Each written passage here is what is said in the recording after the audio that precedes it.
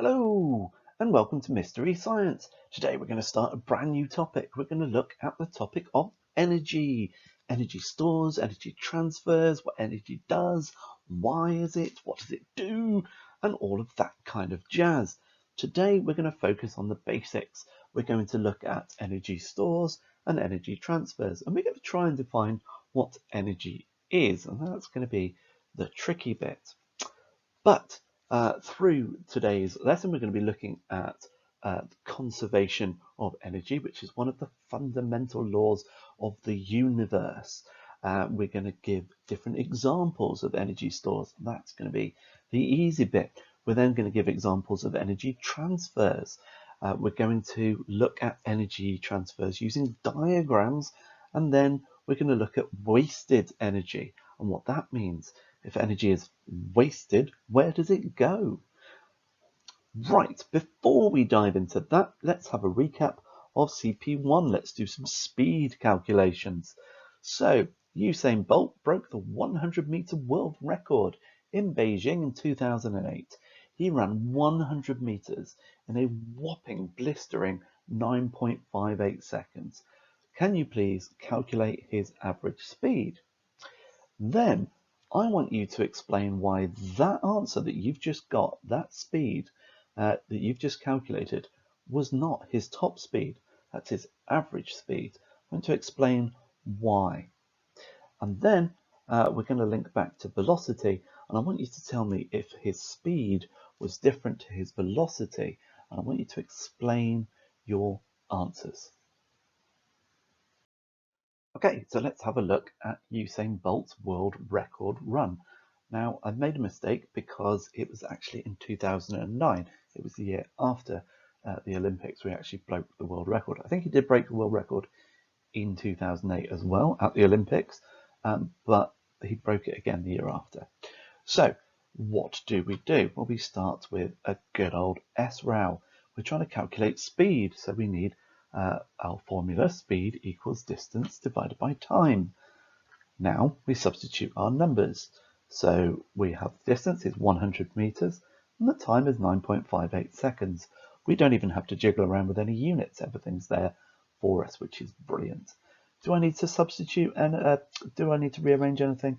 No, I've got the unknown as the subject of the equation. So I have speed equals 100 divided by 9.58. Perfect. Now, what's the answer? Well, I end up with a whopping 10.44 meters per second. Now, you probably, if I've ever taught you speed in the past, seen me pace the distance of the lab that I'm in at the time and shown you what 10.44 meters looks like. If I haven't yet, I probably will at some point. Now, my lab that I'm currently in at the moment is pretty much exactly 10 meters long. So if I go from my whiteboard all the way down to the fire exit, and I open the fire exit and step outside about 40 centimeters, then I'm at 10.4 meters, or 10.44 meters if I get it really accurate. Now, then I pop my head back in through the door and stare at my bemused students and say, this is 10.44 meters. Usain Bolt ran this every single second, which normally I get two responses. I get some kids dropping their jaw going, whoa, that's impossible. And then I get inevitably one kid will always say, I can do that. And to them, I always say, fantastic. Go earn yourself loads of money and sponsorship deals. Off you go. Fantastic. Go for it.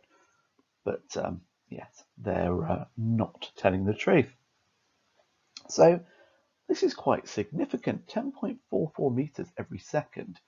That's pretty far. Now, the second part of the question was explain whether or not this was his top speed, or explain why this wasn't his top speed. Well, they start the race from zero. They start in a crouched position, ready to run.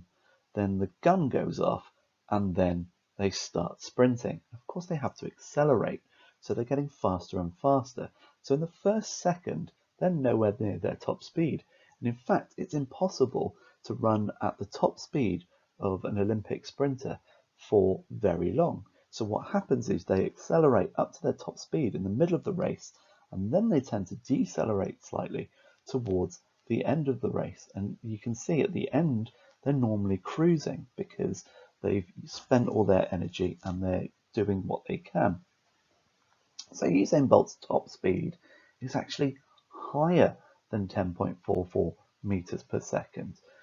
It is, in fact, I calculated at one point, I think, roughly 12 meters per second. So he was running 12 meters every second, roughly. And that's just insane. Now, is his velocity the same as his speed? Yes, it is, because the 100-meter track is a straight line. And if you're running along a straight line, you are not changing your direction. Therefore, his speed and his velocity matched all the time. So his average speed and his average velocity would be exactly the same.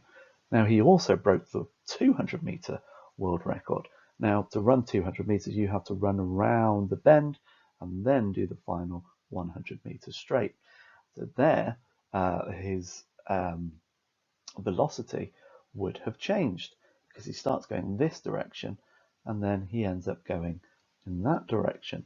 So actually his displacement, which is the distance from where he starts to where he finishes, is going to be different to the 200 meters that he runs. In fact, it's going to be shorter. So his velocity would be a smaller distance, a smaller displacement divided by the same time. So his velocity would be smaller, his average velocity smaller than his actual speed. And this, of course, comes to a head when you do 400 meters and where you roughly finish where you started. It's not quite exact because tracks are weird, but if you imagine you started on the finish line and ran a complete loop, then your velocity, average velocity, will be 0 because you've stopped exactly where you started. All right, Mr. E, that's all very interesting, but we've learned this before. So what is energy? Well, I thought I'd do you a favor and pop onto Google and find out what Google says is energy in the simplest terms. And here is what it said. It said energy is the capacity to do work. That's its simplest explanation. What? So what does that mean? What is work? But I still don't know what energy is. Well, work, if we take a mechanical example, is moving an object from one place to another. And this requires some work. I'm exerting a force and I'm lifting my keyboard and actually getting my wires tangled. But that required me to do some work. In fact, even this requires some work to be done. And energy is the ability to do that. There's a store of this mystical stuff that allows you to do this. So energy is the thing that allows you to do something. But at the same time, it's not really a thing. Now, you could spend a long time puzzling over exactly what energy is. And unfortunately, there just isn't a plain answer. So the capacity to do work probably is the simplest explanation, but really only makes sense to people who know exactly what work is. But I want you to bear this in mind. It's the capacity to do work. Keep that in mind when we go through the rest of the session. Right, here are some examples of energies. Now, these are energy stores. What is an energy store? An energy store is anything where an object has some energy, and that's the capacity to do something. Okay, so let's say, for example, kinetic energy. We all know kinetic energy. It is the energy involved in movement. So if you take a moving object and it's moving along at some velocity, it has some energy. It has kinetic energy. Now, If, for example, this moving object hits a wall and stops moving, then because kinetic energy is related to how fast it's going, it's all of a sudden not got that kinetic energy anymore. Now, what I'm going to tell you later is that you can't just not have any energy anymore. It's got to go somewhere. So this energy has a store. It's stored inside the object. So as the object is traveling, let's say it's a car or a train, as it's traveling, it's at a velocity and it's got some energy. Now, when that hits something and stops, that energy has to be transferred. And so that energy was the capacity for something to happen, for something to do something. So for the thing to just come to a dead stop, which thankfully doesn't actually happen, that energy has to be dispersed and transferred somewhere, normally in lots of things crumpling and breaking and being destroyed, very loud bangs, possibly a flash of light. So the energy that is stored has to be released. It has to be transferred. So energy stores are things that can happen. So let's say, for example, food. Food has an energy store, and when we eat it, that energy goes into our body. The body absorbs all the nutrients and the glucose, and that energy is then used to fuel our body. So that energy is being used for something else, being transferred and being used for movement or for organs to function. And so these energy stores are really important. So here is a list of energy stores. There is chemical energy, kinetic energy, thermal energy, elastic strain energy, gravitational potential, and atomic or nuclear energy. What you need to do now is just match up each little definition and, to the examples, and I will see you in a moment. All right, well done. So we'll start with chemical energy. Chemical energy is found in food, fuel, batteries, all of these things that will give us energy from a chemical source. Kinetic, as we've discussed, is the moving of objects. Thermal energy is anything that's in a hot object, like a cup of tea or a red hot welding iron. Elastic potential strain is something that's in stretched objects or squashed objects, even twisted objects. Now we know that if you stretch an object, there's a tendency for it to pull back again. That's that elastic energy working its best to move something. And as you stretch like a bowstring, for example, the reason that works is because once you pull it, you're loading that bow with elastic potential energy. And then when you release it, that energy is transferred. It pushes the bow back to its original state. Sorry, can't speak. And then the arrow is propelled forwards to somebody or something's doom.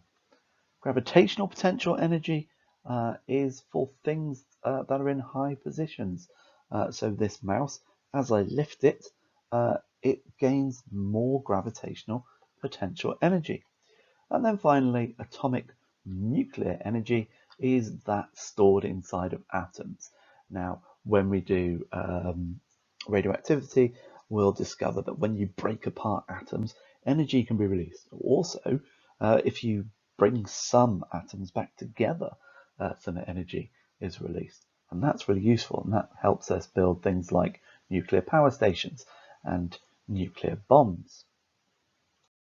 Okay, so here's a cool thing to do. Have a look at this image of a fairground, and I want you to see how many different energy stores you can see in the picture. Just write a little list of all the energy stores you can find. Okay, so what can we see in this picture? Well, pretty much everything. All of those energy stores we've talked about are here in this picture. We've got fairground rides that are moving. They're spinning around, they're moving up and down. People are on the helter-skelter, they're whizzing round and round. So there's loads of kinetic energy. We're seeing food stores, people are buying things to eat. So there's loads of chemical energy here. We're seeing engines in the trucks. We're seeing, so therefore, chemical energy because the fuel that drives these trucks and also the motors that drive these fairgrounds rides. We're seeing heat energy. You can always tell there's heat energy because something is glowing. If you have light, you have heat. All the people will be hot. They will also have plenty of chemical energy. We've got a bouncy castle right next to me here. So we have plenty of elastic energy. People are bouncing on this. So we have all the different types of energy stores available in this picture. Right, so we've talked about energy stores and the fact that if I hold this mouse, it has the potential to do something. If I let go of it, it's going to fall down. So the thing that makes it fall down is the energy it possesses. And there's a link between energy and force because we know that this is being pulled down by a force of gravity. We've just done about forces. So if I let go of it, the force will pull it down. But that's governed by its height. And so the actual amount of energy it has to fall is given by its gravitational potential energy. So that's its energy store. But energy can be transferred from one store to another. If I were to let this drop, the energy that is in its potential energy at the moment will be transferred to its potential energy, to its kinetic energy. So as I let go, it starts to move. So the energy is being transferred from one to another. Now you can imagine this like two buckets, two imaginary buckets. If you have the mouse up high, then its gravitational potential energy bucket is full. And as I release it, the kinetic energy bucket is empty. As I release it, it gets faster and faster, but it's also getting lower and lower. So its potential energy is getting lower because it's actually physically getting lower. But as it's getting lower, it's getting faster until it hits the ground. Okay? So you always have the same amount of energy. But you can also have energy transfers. So electricity transfers energy, normally from a chemical store to some sort of device, for example, a lamp. And then that also emits light. So you have energy transferred through light. Sound is an energy transfer. Heating is an energy transfer. Remember that there is thermal energy. That's how hot something is. But you've got the energy transfer of heating. Energy can be transferred through conduction, convection, or radiation. So that heating is a transfer of energy, and it helps change the thermal energy of an object. Let's say, for example, we have a kettle. This is an example that's coming up in a moment as well. But the kettle is using electrical energy to transfer heat into the kettle. The thermal energy is increasing. So here we are, here's our kettle. Once you've plugged it in and you've put some water in there and you've switched it on, the heating element at the bottom gets hot. It transfers the electrical energy to thermal energy in the heating element, and then that transfers heat, so it's heating the water of the kettle. The kettle's thermal energy store gets bigger and bigger. It gets more thermal energy, so the temperature of the water goes up. Remember that temperature and heat are two different things. One is an energy type and the other is a measure of how hot or cold something is. Okay, so when we're doing this, we're transferring the energy into the water. We're also losing some energy because we hear some sound and we're also actually heating the surroundings. We don't really bother to thermally insulate our kettles. If we did, they would boil faster and they'd be slightly more efficient. But the gains you would get far outweigh the cost of doing so. If you put your hand on the outside of a kettle when it's boiled, don't do this. It will be very, very hot, so you will immediately take your hand away. That is wasted energy. It's energy that has been transferred to the surroundings. That thermal energy is not in the water where you want it. And that is what we term wasted energy. All right, so let's look at an example to try and explain this a little better. What energy stores and transfers do you see in this picture? Just draw a little sketch of an air balloon. I like letting you guys do this because people always tend to draw weird light bulb shaped things. But once you've done that around it, I want you to do energy transfers on one side and then energy stores on the other. What energy stores and transfers do you see? By looking at the stores, the energy stores. Well, first of all, our balloon is off the ground, therefore it's at some height. So this means it's got some gravitational potential energy. There is potential for this balloon to come down to the ground. There's also chemical energy in the fuel. Now, the chemical energy is being used to be burned and therefore transferred into thermal energy in the flame. And so here is where we've got our transfer, because the flame is then heating the air, and the air is then transferring the heat via convection, and so the hot air is rising and the more dense cooler air is sinking, and this causes an upthrust on the balloon. So those are two quite clear energy transfers. All right, so have a go at this picture then. Write down around it what stores and transfers you see in this picture. Well, I don't know about you, but I can literally hear this picture.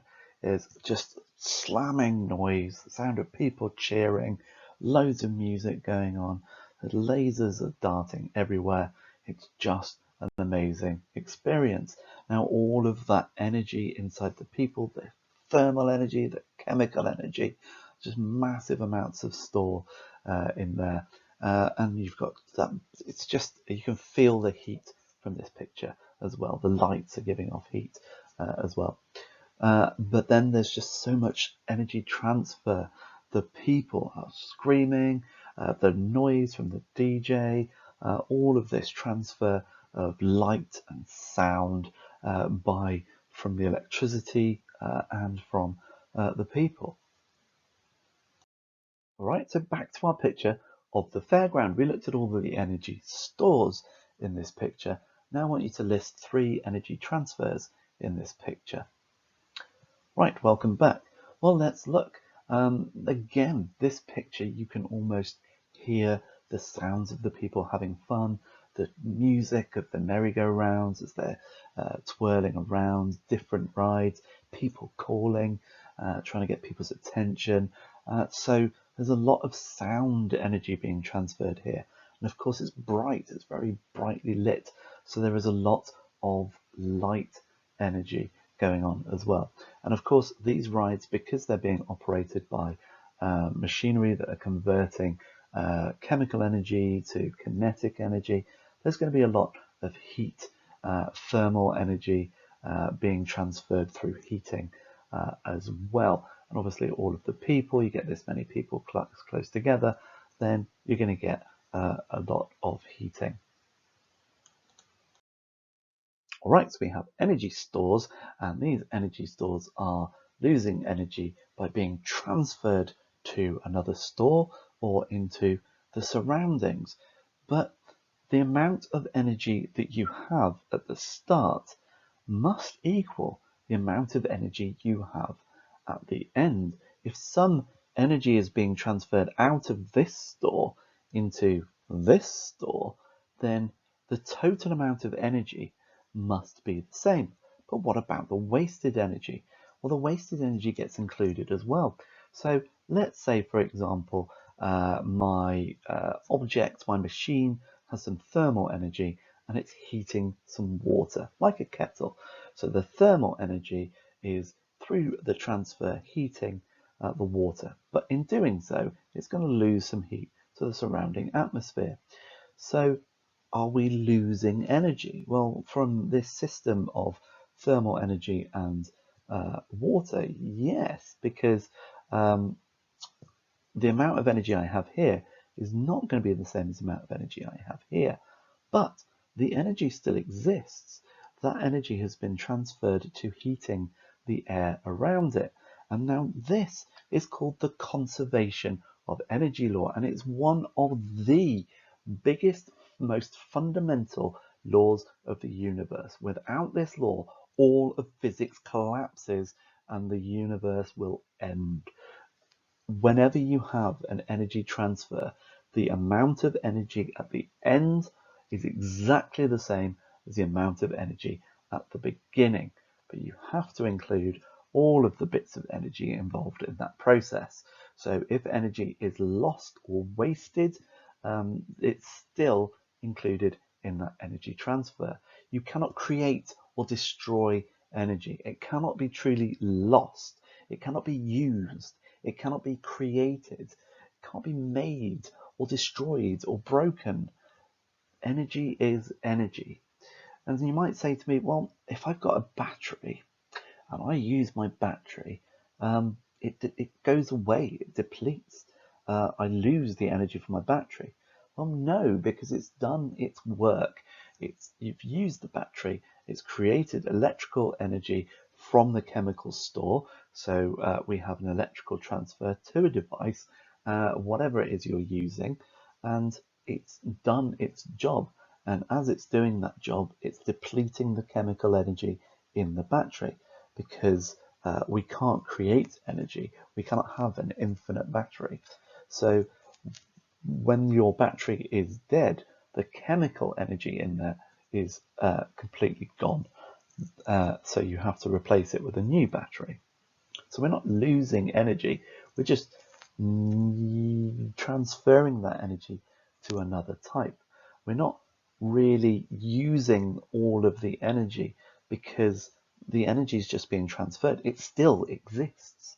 So all of the energy that's come out of your battery and gone, let's say, through a light in a torch, that light has gone and been transferred to something else. That energy still exists. It's still somewhere in the universe. Now, this is mind-blowing.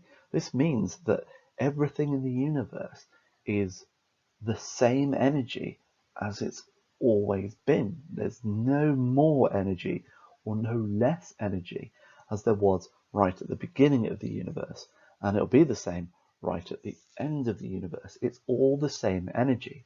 The energy is just being transferred from one place to another, one store of energy to another. Now that is the mind-blowing part of the conservation of energy, and it holds true for infinite years. It's always going to be true. Nothing will ever break that. Just had a very sudden vision in my head of tomorrow's news, with scientists being very excited that they've been able to create energy, but that's not going to happen, so that's fine. Okay, let's have a look at this. We have a light bulb. This is an old style light bulb, radically inefficient, horrendous wastes of energy. So we put in electrical energy into our light bulb. We get out light energy, because that's what we want. We want a light bulb to light things. That's not very surprising. But if you've ever sat in front of a desk lamp with one of these old style incandescent light bulbs, you'll also know that you get an awful lot of heat. And actually, you get 9 times more heating than you do light output. So I don't really want a light bulb to heat my room. I have other things that do that, like radiators or electrical heaters or gas heaters or whatever. I don't want particularly to use A light bulb, I want that to light my work area. So these are quite inefficient. And this is what we mean by wasted energy. So if you put 100 joules of electrical input into a light bulb, only 10 joules of light output comes out. 90 joules goes off into the surrounding atmosphere in heat. So wasted energy isn't really being wasted, it's actually heating up the atmosphere. It's just not useful energy. It's energy that is unwanted. So we use this kind of wasted, not useful kind of language. So useful energy output is the energy that we want our device to do. We want our televisions to emit light and sound. It also emits heat. We don't particularly want that. Again, we'd use heaters for that. If you have a desk fan or an oscillating fan, they're great. They have lots of kinetic energy, and the air has kinetic energy and it cools you down. But they're noisy. Lots of sound output. We don't want the sound of it whirring around and moving about. That's wasted energy. It's energy that's not useful. It's energy output that we get we don't particularly want to use. It's not the function of that thing. If my room is cold and I have a light bulb and it's heating the room, that's kind of good. But again, it's not a very efficient way of heating something. So here we go. I've got electrical energy going in. My useful energy is the light. My wasted energy is the heat, or the heating energy. That's heating up the air around the light bulb. Right, so we can put this into numbers because we know that the energy into something must equal the energy out. So 1,000 joules of energy is transferred to a kettle.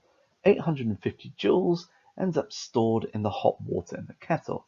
How much energy is transferred to the kettle itself and its surroundings? So how much energy is wasted? Well, we know that the energy in must equal the energy out. At this point, the energy in is 1,000 joules. So the energy out is the useful energy plus the wasted energy. So I've got 850 joules of useful energy. My water now has a store of thermal energy. That is what I want. But it's only got 850 joules. So how much have I got left? And the answer to that is I've got 150 joules left over, not being used for anything useful. It's heating the air and the kettle itself. So have a go at this one then. 1,500 joules of energy is transferred to a TV. 400 joules is being transferred to the surroundings as sound. 500 joules as light energy. How much is stored in the TV as thermal energy? Okay, so again, we have to start with the energy input. The energy input here, we're told, is 1,500 joules. The sound energy, which is useful energy, we want to be able to hear our television, is 400 joules. The light energy, again, very useful, TV, primary use is light and sound, is 500 joules. Add those together, you've got 900 joules. So how much is left to be stored in the TV as thermal energy? Well, 1,500 minus 900 is 600 joules. Okay?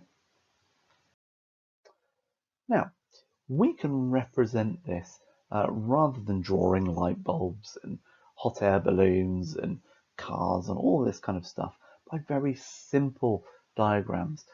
We can draw very simple box diagrams that show the energy stores. So if I have the energy stored in a moving car, I put that in a box. That's an energy store. So energy stores are always in boxes.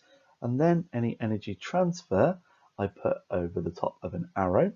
So energy transferred by forces during braking. So it's slowing down.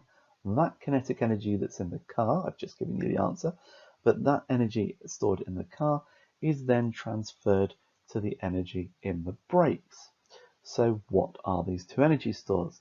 Well, the car is moving, therefore the energy stored is kinetic energy. And the energy stored in the hot breaks, therefore, is thermal energy. So we've got kinetic energy being transferred to thermal energy through the forces during the braking. Right, so here is an extract from a worksheet that I'd like you to have a go at. Have a go at question 1, 2, 3, A and B. I will go through the answers shortly.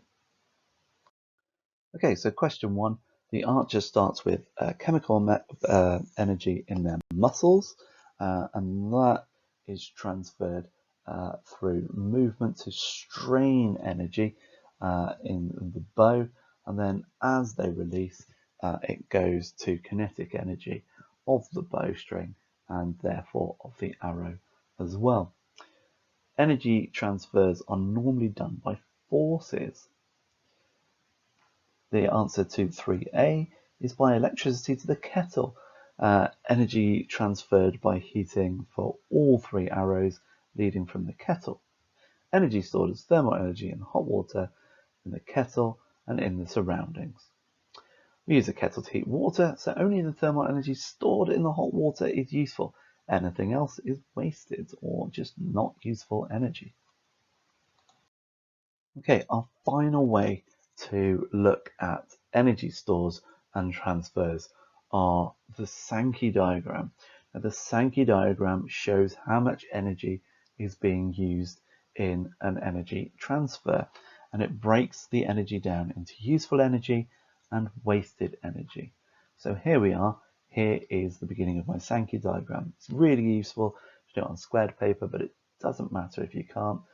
You can draw it using a ruler accurately. So each of these squares will represent an amount of joules of energy. Just like a graph, these squares could represent tens, hundreds, 50s, 2 joules for each square. It depends on what the energy is. But we represent the energy input as a block of energy. Now, the useful energy output is then drawn with an arrow carrying on in that direction. The wasted energy, or the energy that's not used, is then represented by this arrow pointing down. So this, you can tell immediately by looking at it, that most of the energy is not used for useful purposes.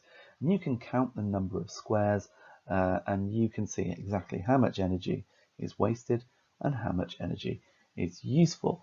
I'm going to go out on a limb here and say that this is probably the Sankey diagram of an incandescent light bulb because those are pretty awful in terms of energy, and they like to use these in the exam because they like to preach about how terrible incandescent light bulbs were.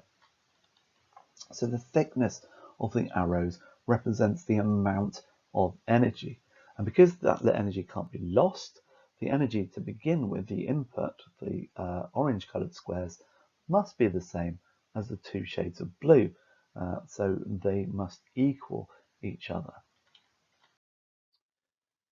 So here's our Sankey diagram for a light bulb. See, told you they like these. So 100 joules of input electrical energy. So if we count these squares, there are probably 10 of them. 1, 2, 3, 4, 5, 6, 7, 8, 9, 10. Yep, so there are 10 squares. So each square represents 10 joules. So here's 20 joules of useful energy transferred by the light. That's pretty awful. And then 80 joules is wasted energy transferred by heating the air around it. Okay, so there's 8 squares of energy for the wasted energy. There's 2 squares that represent the useful energy. So these Sankey diagrams, drawn accurately, will tell you exactly how much energy is useful and how much energy is wasted. Now, in the next few lessons, I'm going to introduce efficiency to you. And efficiency is a ratio of useful to wasted energy. So the more efficient